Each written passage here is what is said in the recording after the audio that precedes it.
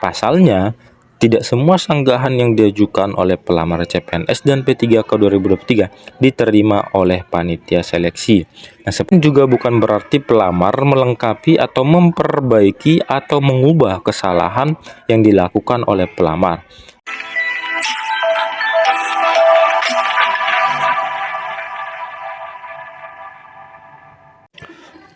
Halo para sobat semuanya, apa kabarnya? Kembali lagi kita ke channel Sobat Beken, belajar keren, berita keren seputar pendidikan. Nah, untuk hari ini tanggal 18 Oktober 2023, seperti surat edaran jadwal terbaru dalam penerimaan CSN tahun 2023 ini, nah kita masuk dalam tahapan pengumuman hasil seleksi administrasi di hari terakhir, tanggal 15 sampai dengan 18 Oktober 2023. Nah, dimulai tanggal 19 sampai dengan 21 Oktober 2023 itu merupakan jadwal atau tahapan dalam masa sanggah bagi teman-teman yang tidak memenuhi syarat atau TMS. Lalu langsung di tanggal 19 sampai dengan 23 Oktober 2023, sanggahan kita akan dijawab oleh pihak verifikator atau pihak verifikasi.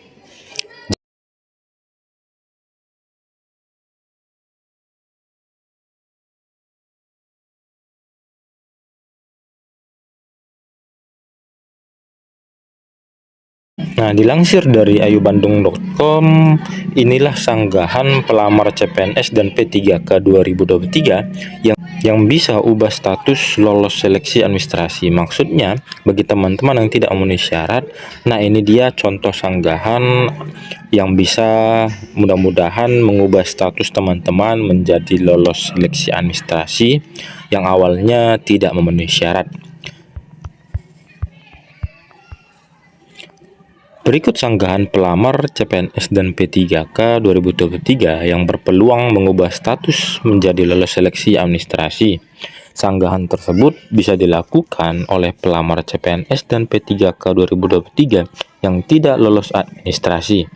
Setiap pelamar CPNS dan P3K 2023 bisa mengajukan sanggahan selama masa sanggah.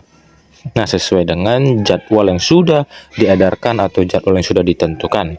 Masa sanggah adalah waktu pengajuan sanggah yang diberikan kepada pelamar CPNS dan P3K 2023 untuk melakukan sanggahan terhadap pengumuman hasil seleksi atau seleksi administrasi dan seleksi SKB. Selain itu, masa sanggah juga digunakan oleh instansi terkait untuk memverifikasi kembali kesesuaian persyaratan umum dan khusus yang ditetapkan instansi dengan dokumen persyaratan yang diajukan pelamar CPNS dan P3K 2023 sampai dengan penetapan keputusan sanggah. Nah, itu dia dimulai dari tanggal 19 ya, dimulai besok tanggal 19 Oktober 2023 itu waktu masa sanggah bagi teman-teman yang tidak memenuhi syarat. Masa sanggah CPNS dan P3K 2023 berlangsung selama 3 hari 19 hingga 21 Oktober 2023. Apabila setelah dilakukan pengumuman seleksi administrasi CPNS dan P3K 2023 terdapat pelamar yang keberatan terhadap hasil keputusan instansi, pelamar dapat mengajukan sanggahan paling lama 3 hari setelah pengumuman hasil seleksi administrasi dengan login ke halaman SSCSN. Nah, setelah kita mendapatkan informasi tidak memenuhi syarat, akan tetapi kita lihat dulu permasalahan atau mengapa kita tidak lulus atau lolos seleksi administrasi, karena ada ketentuan dalam masa sanggah ini. Apakah kesalahan dari pelamar atau kesalahan dari pihak verifikasi? Nah, lalu pelamar mengisikan sanggahannya dengan menjabarkan kronologis dan mengunggah bukti dukung yang diperlukan. Namun, pelamar CPNS dan P3K 2023 harus memperhatikan sejumlah hal sebelum melakukan sanggahan. Pasalnya, tidak semua sanggahan yang diajukan oleh pelamar CPNS dan P3K 2023 diterima oleh panitia seleksi.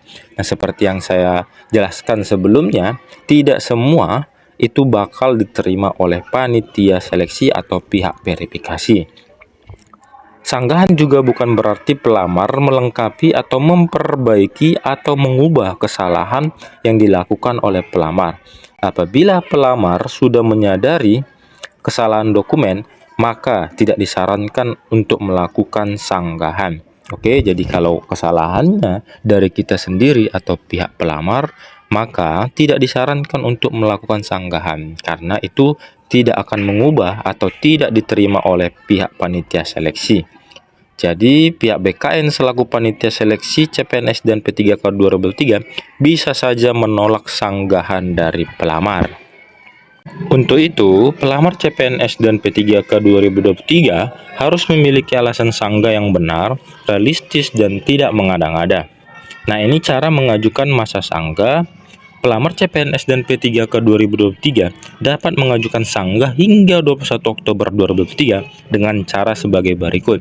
Nah, ini dia cara kita untuk mengajukan masa sanggah. Yang pertama, login ke akun ASN Karir, lalu kita klik daftar SSCSN BKN go.id login, lalu kita isikan sanggahan dengan menjabarkan kronologis yang membuat pelamar keberatan dengan hasil administrasi. Nah, itu dia ya. Kita membuat atau menjabarkan kronologisnya, akan tetapi kita lihat dulu permasalahan atau mengapa kita tidak memenuhi syarat. Apakah kesalahannya dari pihak pelamar atau pihak verifikasi atau pihak panitia seleksi. Jadi, jika dari pihak pelamar kesalahannya, maka itu tidak akan mengubah status kita menjadi memenuhi syarat karena itu akan ditolak oleh pihak panitia seleksi. Jadi kalau pihak seleksi yang melakukan kesalahan terhadap teman-teman menjadi tidak memenuhi syarat, maka itu bisa kita sanggah. Nah, lalu unggah bukti dukung atau dibuktikan dengan unggahan sesuai dengan permasalahan ataupun dokumen kita yang membuat kita tidak memenuhi syarat. Apabila pelamar dapat membuktikan bahwa dokumen persyaratan yang telah diunggah atau disampaikan telah sesuai dengan persyaratan umum dan khusus yang ditentukan oleh instansi, instansi wajib mengumumkan ulang seleksi paling lama 7 hari kalender setelah berakhirnya waktu pengajuan sanggah. Nah, setelah kita sanggah, maka paling lama 7 hari itu akan dijawab oleh pihak panitia seleksi. Semoga sanggahan teman-teman dapat diterima dan dapat mengubah status menjadi memenuhi syarat. Dan pada akhirnya lulus untuk tahun ini menjadi ASN. Nah, dengan catatan, dokumen persyaratan yang digunakan untuk sanggahan adalah data pelamar saat awal mendaftar di SSCSN. Nah, ini juga yang terpentingnya, tidak mengubah atau tidak mengganti dokumen yang sudah diunggah atau diupload. Oke, jadi dokumen itu adalah dokumen pada saat pelamar mendaftar di SSCSN. Oke, jadi itulah dia informasi yang dapat kita bagikan hari ini. Semoga bermanfaat. Tetap semangat. Tetap dukung channel ini agar semakin semangat untuk berbagi info-info lainnya. See you next video.